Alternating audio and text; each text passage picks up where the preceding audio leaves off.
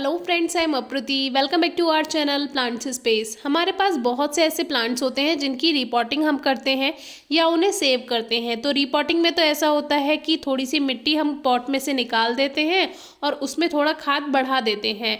लेकिन जैसे कुछ प्लांट्स हम सेव करते हैं जो कि बल्ब वाले प्लांट्स होते हैं, जैसे कि रेन लिली है या अमेरिलिस लिली है, जो बल्ब वाले प्लांट्स होते हैं उनके बल्ब हम निकाल लेते हैं, रजनीगंधा जैसे है, और फिर सीजन आने पर हम उसको रीग्रो कर देते हैं, यानी दोबारा ग्रो कर देते हैं।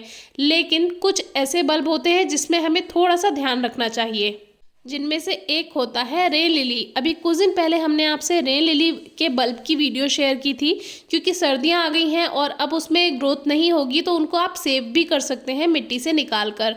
तो जो उसकी मिट्टी होती है, जब मैंने वो बल्ब निकाले थे, आपको सॉइल शेयर की थी, तो वो जो सॉइल है उसमें बहुत से ऐसे बेबी बल्ब होते हैं या सीड्स होते हैं। सीड्स भी मैंने आपको दिखाए थे।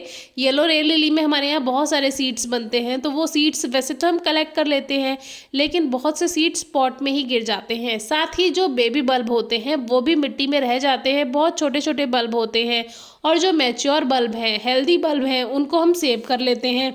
तो पहले तो हम उस मिट्टी का रीयूज़ कर लेते थे, दूसरे गमलों में डाल देते थे, लेकिन उसमें हमें कुछ कमियां नज़र आई कि जो हम मिट्टी का रीयूज़ कर रहे हैं, दूसरे गमलों में डाल रहे हैं, वही में उसी में या तो सीड्स चले जाएं या बेबी बल्ब चले जाएं, तो रेन लिली के उसमें बहुत सारे बल्ब अपने आप ग्रो हो जाते थे। फिर दूसरे प्लांट्स को ग्रोथ करने में थोड़ी सी परेशानी आती है, क्योंकि न्यूट्रिएंट्स बच जाते हैं।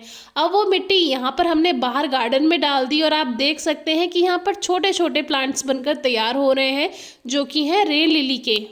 तो जो भी रेन लिली का वेस्ट होता है, चाहे आपने कटिंग की है, क्योंकि अगर थोड़ा सा भी वाइट पोर्शन अगर लीफ का आ गया है मिट्टी में, वहीं से ही वो बल्ब बना लेता है। तो कोशिश कीजिए, अगर आपको सभी गमलों में रेन लिली नहीं चाहिए, तो जो उसकी मिट्टी है या जो उसका वेस्ट है उसको कंपोस्ट बिन में भी ना डालें, और उसकी जो मिट्टी है उसका रीयूज़ ना करें। चाहे तो आप बाहर गार्डन में डाल सकते हैं उसको, जैसे हमने यहाँ पे गार्डन में वो मिट्टी का यूज़ कर लिया, फेंका नहीं है, लेकिन दूसरे प्लांट्स के साथ में हमने वो मिट्टी ज़मीन में डाल दी है। तो ज़मीन में अगर ये बल्ब बन जाते हैं, कोई परेशानी नहीं है, क्योंकि ज़मीन बहुत बड़ी और गहरी होती है। चारों तरफ मेन प्लांट जो है, मदर प्लांट जो है, वो ग्रोथ कर सकता है, और ये जो एक्स्ट्रा प्लांट्स हैं ये भी साथ ही साथ ग्रोथ कर सकते हैं ज़मीन में।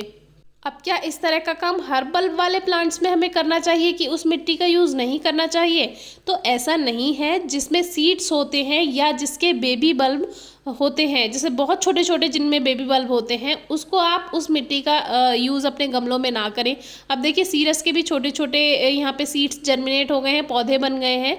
तो यही आपको आज बताना था। अमेरिलिस लिली है या जो हैवी बल्ब, जिनके हेल्दी बल्ब होते हैं, उन जैसे प्लांट्स में आपको ये काम नहीं करना पड़ता। लेकिन इन जैसे जो रेन लिली जैसे बल्ब होते हैं, प्लांट्स होते हैं जिसमें सीड्स भी बन रहे हैं या बेबी बल्ब भी हैं बहुत छोटे छोटे, उसकी मिट्टी का यूज़ आप किसी दूसरे गमले में ना करें, नहीं तो उसमें भी सभी में वही ग्रो हो जाते हैं।